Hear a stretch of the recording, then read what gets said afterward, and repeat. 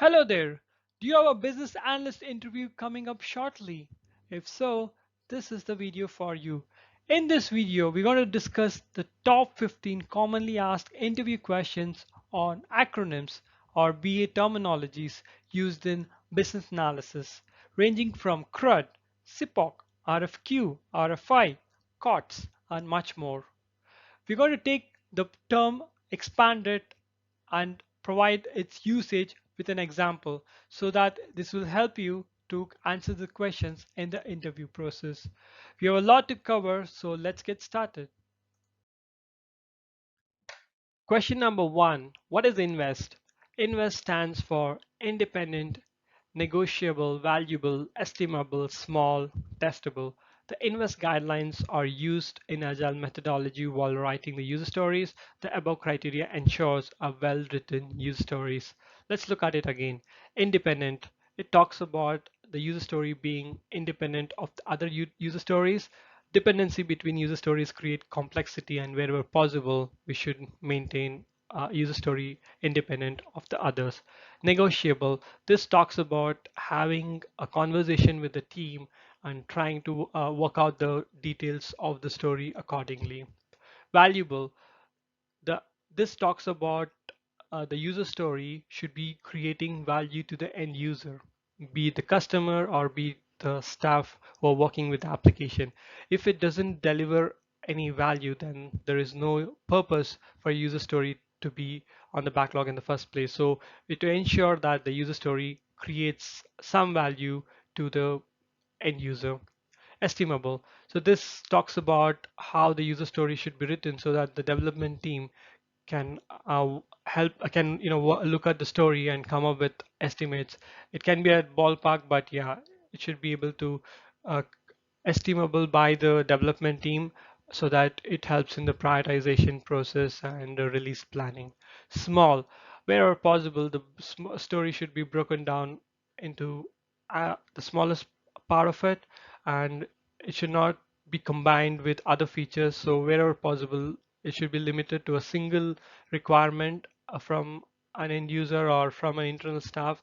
So it becomes easy for development, testing, and maintenance. The last part is testable. So while looking at the user stories, the testing team should be able to come up with their test scripts and help in their testing process. Ideally, the acceptance criteria helps in this place. Acceptance criteria as part of the user stories can be translated into test cases and can be used by the testing team. Question number two, what is CRUD?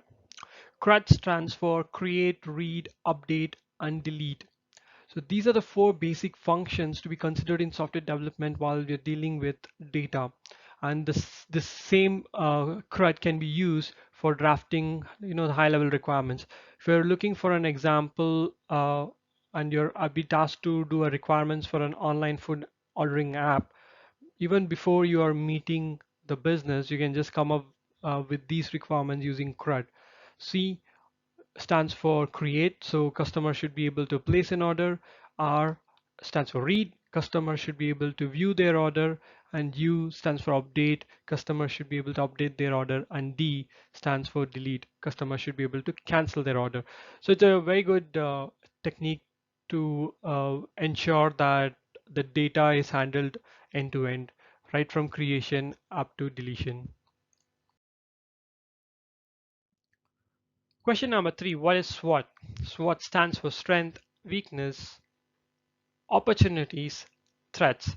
It's a strategic planning technique used to craft out strategies. Let's try to look at this with an example. One of your clients is a business owner restaurant owner, and he has come to your consulting firm seeking help on uh, you know, how to create a strategy to combat a new restaurant which has come down the corner. So you can use SWOT and help out craft that strategy. So let's look at it. First, we identify what is the strengths of the client. So the restaurant has been for a while, and it's very appreciated for its taste and also it is highly economical, and there's huge flocks of crowd usually coming during the lunchtime, during the office hours to grab a bite. So that's the strength. If you look at the weakness, the restaurant closes at 8 p.m. Due to not many office going people kind of hang out at that particular restaurant, whereas the new restaurant which is coming up is open till 11 a.m. So if anyone after 8 p.m. wants to kind of hang out, they can go to the new restaurant. So that's a weakness. So one of the strategical point to combat it is maybe open the closing time of the restaurant, extend the closing time of the restaurant maybe to 10 or 11, and see how it works out. And then the opportunities. So this new restaurant bringing up, it opens up for opportunity. One of the opportunities which we can think of is the client's restaurant is in Indian cuisines while the new restaurant is Chinese. So maybe you can just have a conversation with the restaurant owner and try to see if you can cross serve. Maybe they can promote your restaurant. You can tell you if you're an Indian restaurant, you can go down the under and you can do the same vice versa. What's happening is collectively you're trying to, in collaboration, you're trying to grow each other's business. The threat is the new restaurant happens to be better and it's able to serve faster. Moving on, question number 4, what is UML? This is a very commonly asked question in the interview sessions. UML stands for Unified Modeling Language. It's basically a standardized modeling language for visualizing and documenting the artifacts of the software programs. Most commonly used UML diagrams are the activity diagrams, use case diagram, sequence diagrams. So basically these diagrams provide a view to the development team how the interaction between the user and the system should be, which will help them to visualize and come up with a solution accordingly. Question number 5, what is the difference between RFI, RFQ, and RFP? This is one of the commonly asked confusing question in the interview process. I'm just going to try to simplify it in this particular slide. RFI stands for request for information. All we're doing here is reaching out to the different vendors and trying to understand what are the services or the capabilities which the vendor can deliver. Only that, nothing much, just reaching out and trying to understand the services which they provide. RFQ stands for request for quote. This is usually used when you know what you want, you're reaching out to the different vendors to understand what is the cost involved in delivering the solution for that particular requirement. So this involves reaching out to the different vendors, just telling them what you need and trying to get the code from them for comparison. The last one is RFP. This is the one which is commonly used. This involves kind of a business need or a problem statement. You reach out to vendors and you give them that, and you ask them to come back with their proposal and the cost. So the proposal would basically involve the approach, the tools which they'll be using to solve the business problem statement or achieve the business need, and also the cost involved. So RFP is one of the most commonly used, but there are companies which do use RFI and RFQ as well.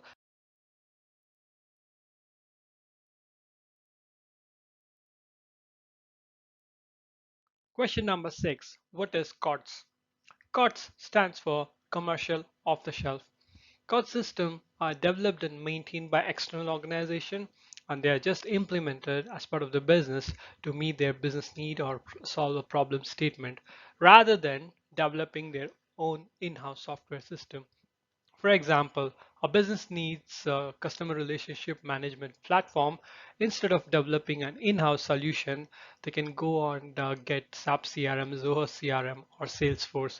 Similarly, if they want to send out emails to their customers, they can use Aweber, GetResponse, etc. So the idea here is instead of using the time developing a in-house system, the business can use a readily available software, and they can get started to address their business need or resolve a problem statement. Moving on to the next question, what is WBS? WBS stands for Work Breakdown Structure. This is a process of decomposition of the task and effort required to complete a project or an objective.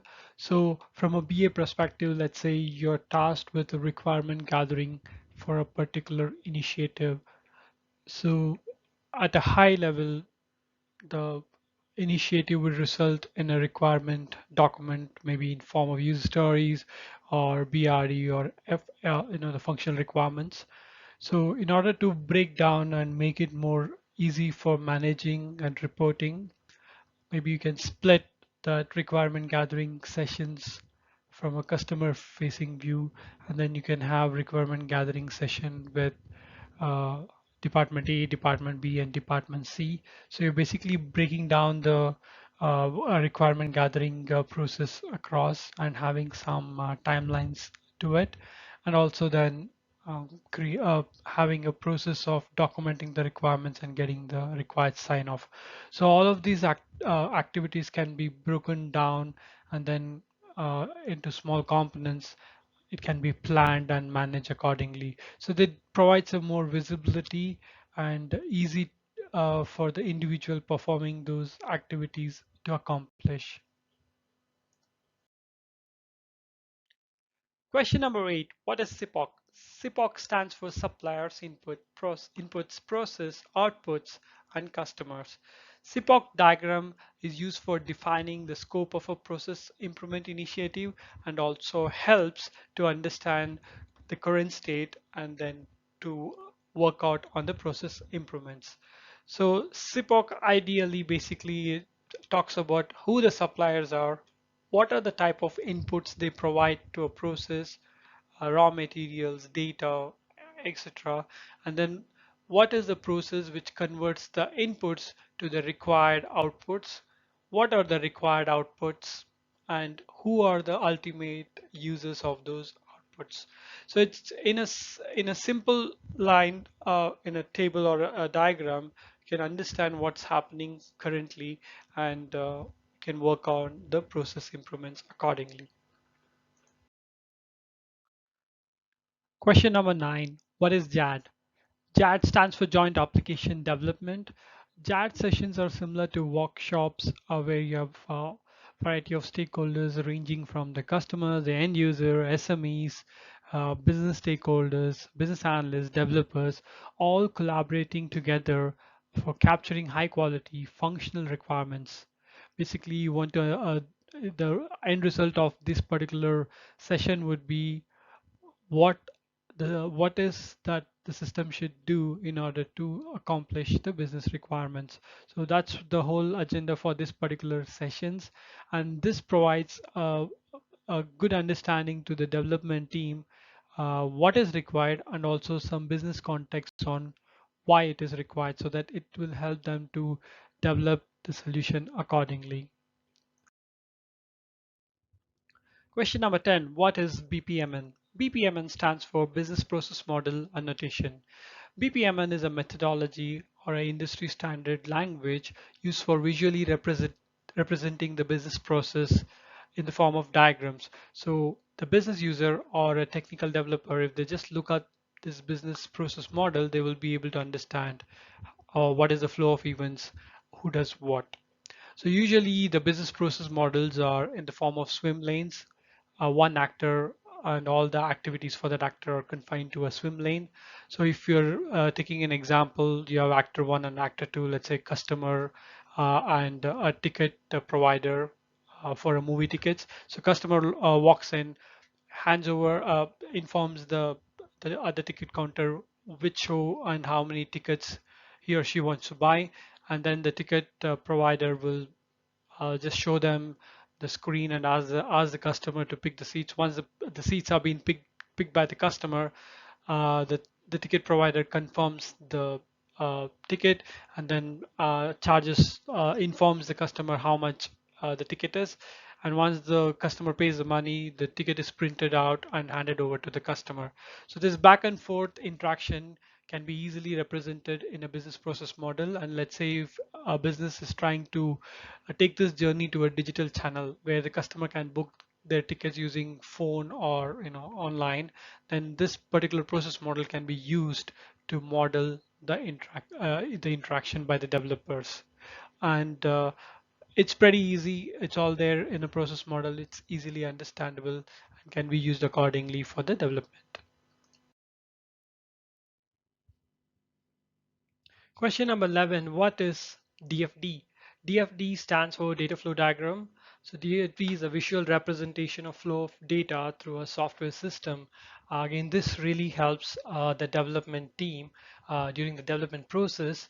So let's say if you're working on a reporting requirement, you can provide a view of how the data is captured and where it is stored. So let's say example, the customer data is captured through the front end screens and it is stored in one particular database. Similarly, the transactional data are recorded in another database, and then which are the fields you can try to uh, capture from which database. So you can provide this view in a data flow diagram, and this will really help the development team to come up with a required solution for the report.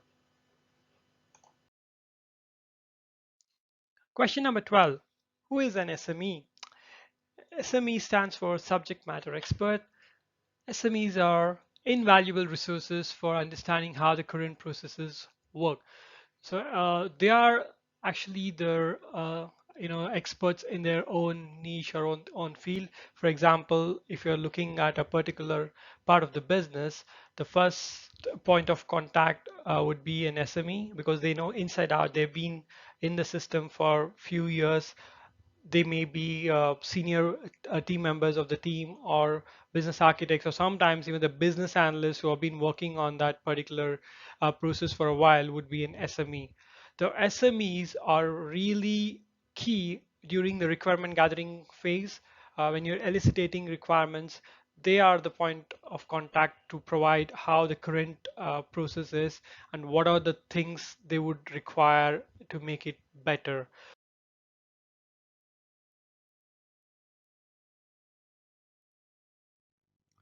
Question number 13. What is RTM? RTM stands for Requirement Traceability Matrix. It's basically a matrix used to trace requirements. It provides the backward and forward traceability, and it helps in faster impact analysis and reliable assessment to ensure all the business requirements are designed, developed, and tested. So let's look at an example in the below diagram. We have a business requirement. It's mapped to the stakeholder requirements 1 and 2, and the stakeholder requirements is further mapped to the functional requirement and non-functional requirement. And then the functional requirement in turn is mapped to the design component, which traces to the code, whichever language it can be written, Java, .NET, Python, and then that particular code, then it maps up to a test case. So if you just look at this particular diagram in a matrix, we can ensure that a business requirement here and stakeholder requirement here is designed, developed, and tested. So this provides an end-to-end view and ensures that everything is covered. Question number 14. What is ROI? ROI stands for return on investment. This is a very important metric and it measures the return of investment relative to the investment cost. And this is again, as I stated, it's a very important metric for approval of a project or an initiative. Let's take an example. If there are a certain number of users performing a certain activity, and let's say on an yearly basis that uh, amount is around $100,000 spent year on year for that particular activity, and if there is a proposal for automating that part, and the cost for implementing the solution would be, let's say, $50,000, and then year on year maintenance cost of $10,000. So if you look at a 5-year time frame, without implementing this solution, the cost would be around $500,000, $100,000 year on year. But if we implement this solution, the total of cost for 5 years would be $100,000, $50,000 for first year, and then 10, 10, 10, 10 for the subsequent years. Sorry, it's $90,000. So when you're looking at 5-year time frame, with implementation of the solution, it's $90,000. Without implementation of the solution, it's $500,000. So there's a clear benefit of 410,000 saved due to implementing this particular proposed solution. So when you present these figures to the business, it's easy for them to take a decision for providing the funding and go ahead for a project or initiative. Moving on to the last question, question number 15. What is UAT? I believe most of you guys already know the answer, but I just wanted to cover it off. The UAT stands for User Acceptance Testing.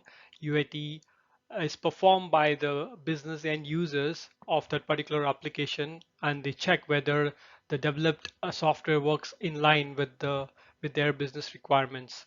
And the business analyst role in this part would be to assist the end users to perform UAT by helping them with the test cases, test scripts, arising a defect management or defect resolution, and also to clarify whether a certain request which is raised during UAT, whether it's part of the initial requirement or is it a scope creep. Thank you for watching this video till the end. Did you find the video useful? If so, then I would request you to please go ahead and subscribe to our channel right now. And also, this is the third video in the Business Analyst Interview Question series. I've provided a link to the playlist below. Please go ahead and check out the other videos in the playlist if you haven't already done so. Also, I provided a link to the Business Analyst Interview Questions and Answers guide. Please do check it out, which will really help you to prepare for your interview and to clear it confidently. And until we speak again in the next video, thank you so much once again, and bye-bye.